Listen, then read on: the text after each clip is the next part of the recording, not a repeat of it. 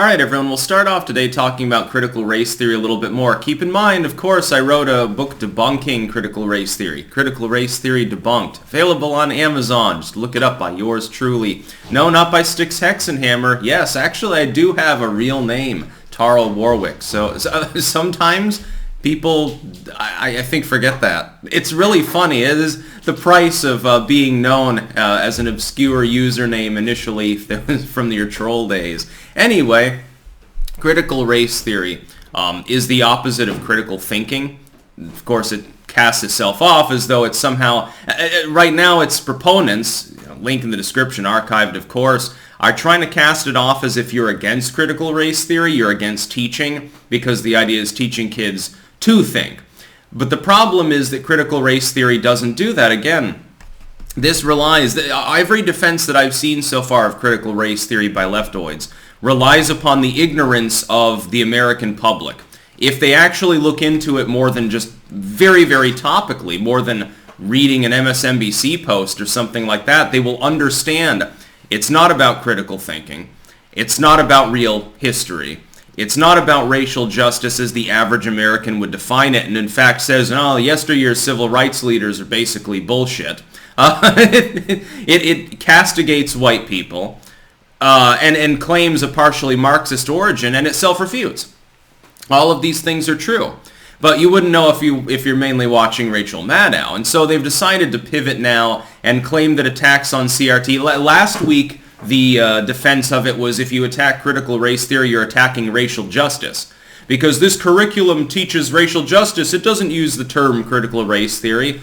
And then they got ass-blasted again, like I compared it to the situation where one person describes a potato and the other one describes a pomme de terre. They are the same thing. Once you begin describing them, you'll see that. You've just left out the label.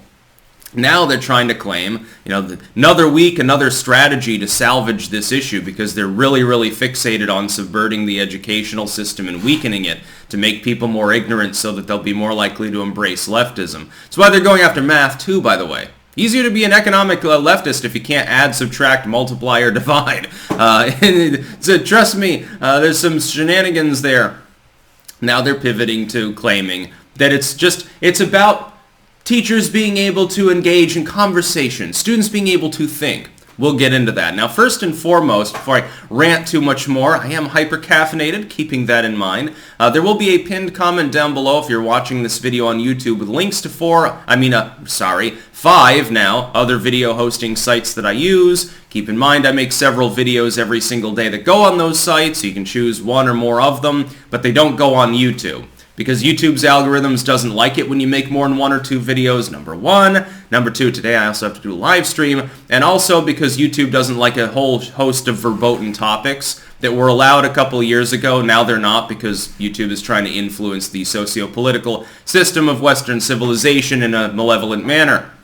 Now, teaching revisionist Marxism is not critical thinking. The branding, the left loves to play word games. This is why everyone should study basic linguistics. Much like when you take the term critical race theory, pull it out of critical race theory, but you keep critical race theory and you simply use different terminology to describe it, racial justice, racial education, cultural enlightenment, whatever. It's a word game. The thing is still there. You have simply switched what you're calling it. This is usually effective in the information era because you can change definitions. All the old definitions, all the old references to what you're trying to fight, they're already on the internet. They're in the news story, the blog post, etc. If you relabel something, those no longer have a full relevance unless you can make the correlation, unless you can make the connection.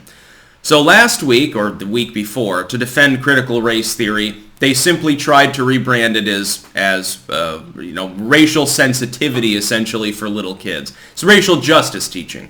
Now they've abandoned that because it didn't work. Quite clearly, which is why they're pivoting. This is the third time they've done this, by the way, for this issue. It should show you how obsessed they are with the idea. Now it's about critical thinking. The idea is that the teacher is not there to teach the student what to think. They're simply there to teach them to think. But that's not what it does. Again, this is more hippy-trippy drivel and relabeling of a theory that doesn't even contain a critical thinking component. The idea is that the people who dreamed up critical race theory did the thinking for you. It's a field of analysis. It is an interpretation broadly of U.S. and largely Western history through the lens of race. That's what critical race theory is at its core. It is effectively, in addition, secondary to that, a reworking of Marxist revolutionary thought, removing class struggle, because that's not relevant to the field theory at all, and inserting race struggle into it. That's it. That's critical race theory, those two components. The core component and the active component, the component by which you bring about the rest of the theory is through race struggle. Commie style, quite literally. It's almost even worded the same as something you'd expect from Lenin or Marx. That's because that's part of its origin. That it takes that revolutionist style of approach and it uses that to try to promulgate the core critical race theory, which is, again, the idea that white people have done everything wrong. We need to examine literally every aspect of society through the lens of the struggle between the white person and literally everyone else who inevitably got abused by the white person. That's critical race theory. The communism is only secondary because it's just the methodology by which that core is promulgated. Of course, the communism is still a large part of that, because who would have dreamed up such a theoretical system except to subvert the Western world? I hate to tell you this, but some of those that were involved in creating critical race theory are quite literally communist subversives. Now, I know that's passé. It's boomerist to point out, hey, you're living in the 60s. Joe McCarthy's been dead. That doesn't actually happen. That was always just the U.S. imperial. This is, by the way, an Eastern Bloc imperialist piece of propaganda. It was dreamed up by Western imperialists in order to justify war and suppression, or to whataboutism the other side so they could get away with more. In part, definitely true. But it's still also the case that those Eastern Bloc provocateurs are still active today. Every major player in the world still engages in both soft and hard imperialism. The Chinese-Russian bloc does the same thing. China openly promotes critical race theory, although it wasn't originated there. It has definitely been formed in part by that, and it's being aided and promulgated in part by countries that simply want the United States not to maintain dominance. What better way to denigrate a nation than to undermine its educational system? Within a couple of generations, you've got an ignorant population that knows nothing about its own history, can't even do basic math. How the hell are they supposed to fight a war? That's the whole goal. They've been doing it for several decades. Globalism is partially informed on the basis that the Eastern Bloc should rise up and become a co-equal power. That is, that the monopolar world in which the U.S. guarantees the shipping lanes and the dollar is the main reserve currency, etc., they want that to pass away. And I would say, any American who criticizes the United States, that's great. You should. That's what patriotism is about. When, though, you get so black-pilled that you say, well, maybe China's not that bad, it would be wonderful to have other countries able to kick us around, essentially, I would say that makes you a cuck, actually. You've gone beyond black pill into the realm of cuck pill. And the leftoids, part of them, are just ignorant. They don't really realize that this is the premise. They actually believe that this is about racial justice, or they're eggheads who are very smart on paper, and they've actually got enough cognitive dissonance to believe that they should promote the theory, because they really do. They're either white and they don't like themselves because of this, because they've been fooled, they've been lied to by Marxists, or else they're not, and they've grown to hate white people or distrust them in general because they watch too much CNN. That's critical race theory in a nutshell. It's horseshit. It's revisionist Marxism, quite explicitly. It even professes it. I love, in one article, again, link in the description, read this. Go and read a dozen articles about critical race theory from CNN, MSNBC, Vox, Salon, HuffPo, whatever. How many of them admit to the partially Marxist origin of critical race theory? The one that's spoken of in the actual academic literature, sometimes by the same people referred to in quote form by these legacy media outlets. How many times? Name them for me. Not one. I don't think that I've seen a single mention of it, with the exception of, I can't remember, I think it was Salon months ago. It's like, well, no, the far right are calling this communist. They're calling it Marxism because they're ignorant, hate education, and they're conspiracy theories.